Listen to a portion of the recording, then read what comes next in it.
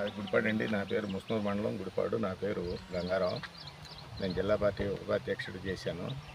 ఇక్కడ విషయం ఏంటంటే, నిన్న మన ప్రతాప్ అప్పారావు గారు ఏదో లేనిపోయిన అపోహలతో ఏదేదో సృష్టించి, అంటే ఆ గవర్నమెంట్లో అసలు చేసేదంతా అబద్ధాలేనే. వాళ్ళు ముందు ఒక ప్లాన్ ప్రకారం చేస్తారు. ఒక ప్లాన్ ప్రకారం ఏంటంటే, ఆ ఢిల్లీ ఎవడో దోషేస్తాడని వీళ్ళే దోషేయటానికి వెళ్ళిపోతారు. అట్లా దేన్నైనా అసత్యాలని నిజాల్లాగా ప్రచారం చేయటం అనేట్లో దాంట్లో పిహెచ్డీ చేసింది ఎవరంటే వైఎస్ఆర్ పార్టీ వాళ్ళు. రెండోది ఏంటంటే, ఇవాళ ప్రతాప్ అప్పారావు గారు ఎవరిని మా పార్టీని విమర్శించగల అర్హత ఆయనకేం లేదు. ఎందుకనంటే, ఆ పార్టీలో కాంగ్రెస్ టైంలో యూరియా 2004లో ఈయన ఎమ్మెల్యేగా ఉన్నప్పుడే యూరియా టైట్ వస్తే చేతులు ఎత్తేశారు. కానీ మా గవర్నమెంట్లో యూరియా వచ్చిందనగానే, టైట్ వచ్చిందనగానే సీఎం దగ్గర నుంచి ఎవరు ఎంత వర్క్ చేస్తున్నారు, కలెక్టర్ల దగ్గర నుంచి ఎంత పని చేస్తున్నారు, సొసైటీలకి ఎంత ఇస్తున్నారు అనే డేటా ఏ రోజుకి ఆ రోజే ఇచ్చి చేయటం అనేది, అందులో మా మినిస్టర్ గారు ఎప్పటికప్పుడే ఏలూరు జిల్లాను మొత్తం ఫాలోఅప్ చేయటం కానీ, ఆ ఫాలోఅప్ చేసిన దాని వివరాలు ఎప్పటికప్పుడు న్యూస్ ద్వారా బయటకు రిలీజ్ అవ్వటం కానీ, ఫేస్బుక్ ద్వారా కానీ, మామూలుగా వాట్సాప్ ద్వారా కానీ మొత్తం మెసేజ్లు అనేది అందరికీ రావటం ఆయన చూడలేదేమో, కానీ చూస్తే ఆయన ఆ రకంగా మాట్లాడటానికి అర్హతనే కోల్పోయేవాడు. కాకపోతే ఏంటో తిరుగుతూ కూడా నిన్న కాక మొన్న ఏదో తహసీల్దార్ దగ్గర, నిన్న తహసీల్దారు ఆర్డీఓ ఆఫీసుల దగ్గర ధర్నాలు చేయమంటే ఎవరో నాయకులు లేక, రైతులు లేక మొత్తం ఎక్కడోళ్ళు అక్కడ ముడుసు కూర్చున్న పరిస్థితి. అటువంటి పరిస్థితిలో ఉండి కూడా వాళ్ళు ఇంకా మాట్లాడుతున్నారంటే అది మామూలు జీరోలోకి పడిపోయింది. జీరోలో పడిపోయిన దాన్ని కూడా ఏదో ఆయన తాడేపల్లిలో ఉండి చెప్తే వీళ్ళు ఏదేదో ఒకటి మాట్లాడితే బాగుండదు అనుకుని మాట్లాడతాం తప్ప, దాని మీద విలువలు లేని మాటలు మాట్లాడతాం కంటే ఆయనకి కూడా చాలా పెద్ద వయసు వచ్చింది. నూజివీడు కాన్స్టిట్యున్సీ ఇన్నాళ్ళు ఎవరు చేసిన డెవలప్మెంట్ అనేది శూన్యం. ఇవాళ ఈయన మా కొలుసుపాటి సారథి గారు వచ్చిన తర్వాత ప్రతి పేదవాడి దగ్గర అతని విషయం అర్థం కాకపోతే ఆయన కనీసం 20 నిమిషాలు, అరగంట కూడా జనం కంటే కూడా పని ముఖ్యం అనుకునే ఉద్దేశంతో సర్వీస్ చేస్తుంటే, ఆ సర్వీస్ చేసే దాంట్లో మొత్తం ఆయన్ని అందరూ ఆయన్నే ఫాలో అవుతుంటే, ఇవాళ ఈయన ఎక్కడ ఎవరి దగ్గర ఒక గంట సేపు, అరగంట సేపు, 2 గంటలు, ఇంకో 20 నిమిషాలు, 5 నిమిషాలు కూడా ఒక సామాన్యుడు చెప్పిన మాట వినటం కానీ అనేది కాన్స్టిట్యున్సీ వైడ్గా ఎవరిని అడిగినా చెప్పే విషయం అది. కానీ అంత వర్క్ చేస్తూ అంత ఈరోజు కన్ను ఆపరేషన్ చేయించుకుని కూడా ఆయన ఎటువంటి ఆరోగ్యాన్ని లెక్క చేయకోకుండా విపరీతంగా కష్టపడి ఇవాళ అనంతపురం కూడా వెళ్ళి అందులో ఇది చేస్తున్నారని అంటే, మంచి నాయకుడు నూజివీడు కాన్స్టిట్యున్సీకి ఎప్పుడు ఎంఆర్ అప్పారావు గారు అప్పుడు ఉన్న ప్రతిభని వీళ్ళు దిగదార్చుకుంటూ వస్తే, ఆ ప్రతిభని ఇవాళ దాన్ని ఉన్నతమైన స్థానాల్లోకి అవ్వాలి. వెంకటరావు గారు స్టేడియం పెడితే వీళ్ళు ఎన్నేళ్ళు చేశారు, స్టేడియాన్ని పూర్తి చేయలేకపోయారు. ఇవాళ స్టేడియం ఎట్లా వచ్చింది, అక్కడ సమస్య ఏముంది, ఆ సమస్య మీద పనిచేసేది ఏంటి అనే దాన్ని వాళ్ళ మనుషులు అసెంబ్లీలో కానీ ఇక్కడ కానీ ఎక్కడ అసెంబ్లీకే పారిపోయారు. ఇంకెక్కడేం మాట్లాడతారు? ఈ ఎమ్మడ మాట్లాడేవాళ్ళు ఎవరో లేరు, మాట్లాడటానికి కూడా ఏమీ లేదు, ఎవడో లేడు. కాబట్టి ఇక ప్రతాప్ గారే పెద్ద వయసుతో మాట్లాడటానికి అలవాటు పడి ఏదో ఆయన కూడా ఆయన వయసుకు తగ్గట్టు కాకుండా అబద్ధాలను మాట్లాడటం అనేది మంచి పద్ధతి కాదని తెలియజేసుకొని సెలవు తీసుకుంటాం. Okay sir. నా పేరు రాపర్ల బాలకృష్ణ, నాగార్జున సాగర్ ఎడమకాలో DC-60.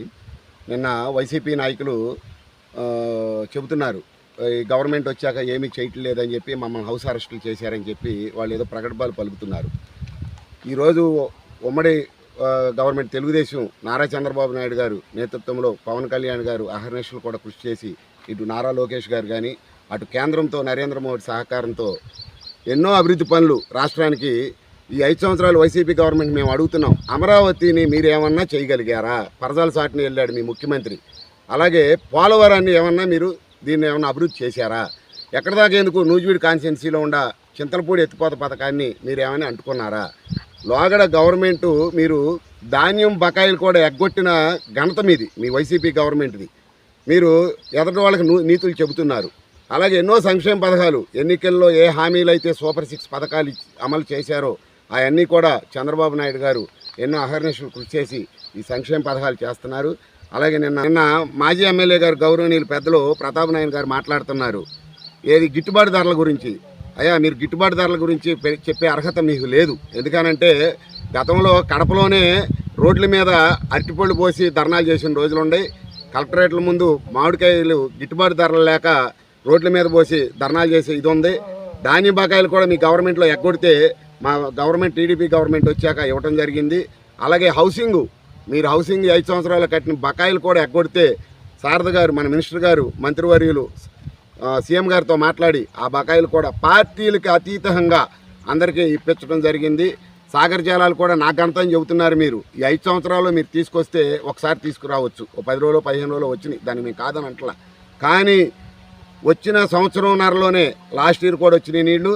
అలాగే మినిస్టర్ గారు తెలంగాణ మినిస్టర్ గారితో కానీ అలాగే అధికారులతో కానీ ఎక్కడో తెలంగాణలో ఉన్న పాడేరు దగ్గర గట్టు బూడిపించి ఆయన సొంత ఖర్చులతో బూడిపించి నిన్నటికి కూడా ఇవాళకి 18వ తారీఖు పోయిన నెల 18వ తారీఖు నుంచి ఇంకా మీకు ఎన్ని రోజుల వరకైనా కావాల్సి వస్తే నీళ్లు అన్ని ట్యాంకులు నూజివీడు నియోజకవర్గాన్ని నింపుకోండి అని చెప్పి శివరాయకట్టు వరకు నీరు తీసుకురావటం పార్థసారథి గారి నేతృత్వంలో జరుగుతుంది. ఆయన నూజివీడు అభివృద్ధికి ఎంతో కృషి చేస్తున్నారు. అంతేగాని మా మినిస్టర్ గారిని మీరు విమర్శించే అర్హత మీకు లేదు అని తెలుసుకోమని చెప్పడం జరుగుతుంది. నా పేరు శ్రీధర్ అండి, ముస్నూర్ పిఎస్ఐ చైర్మన్ అండి. యూరియా కొరత అని అంటున్నారు. యూరియా కొరత మా సొసైటీకి 50 టన్నులు వచ్చిందండి. ఈ రోజు కూడా మా సొసైటీలో యూరియా ఉంది. మా సొసైటీ తరఫున మా మండలం మొత్తం పని ఇచ్చేసాము. నూజివీడు నుంచి కూడా వచ్చి పట్టుకెళ్ళారు ఇక్కడ నుంచి. మాకు అలాంటి ఇబ్బంది ఏమీ లేదు. మాకు ఇప్పుడు ఈరోజు కూడా మా సొసైటీలో 10 టన్నుల యూరియా ఉంది. ఎవరికి కావాల్సిన వాళ్ళు వచ్చి పట్టుకెళ్ళవచ్చు.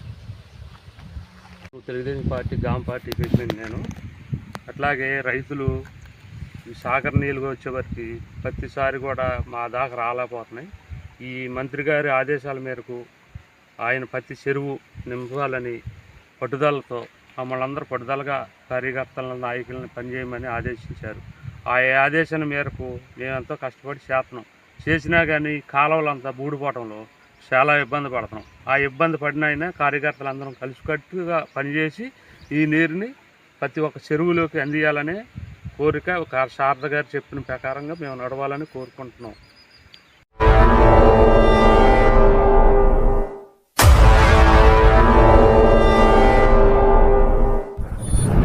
ప్రజా టీవీ, ప్రజాపక్షం, ప్రజల కోసం. మీ సమస్యను ప్రజా టీవీకి తెలపండి. ఆ సమస్య పరిష్కారానికి ప్రజా టీవీ కృషి చేస్తుంది. ఓకేనండి, విన్నారు కదా. మా ప్రజా టీవీని సబ్స్క్రైబ్ చేయండి, షేర్ చేయండి, అలాగే కామెంట్ కూడా పెట్టండి, నచ్చితే లైక్ కూడా చేయండి.